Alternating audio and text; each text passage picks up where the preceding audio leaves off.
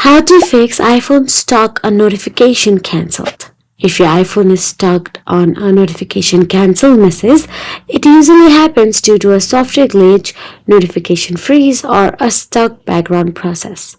To fix it up, all you have to do is make sure that your iPhone is not on mute first of all, then simply open the Settings app on your mobile device.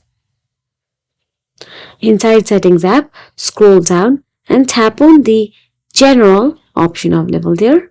Inside General, tap on the Software Update and install any new iOS update since bugs often cause this glitch.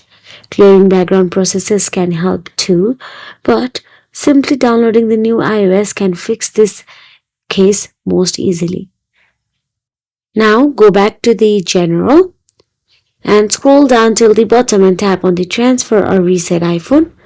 Then tap on the Reset and tap on the Reset All Settings. This won't erase your data. And if you found this video helpful, please like, share and subscribe our channel, and thank you so much for watching.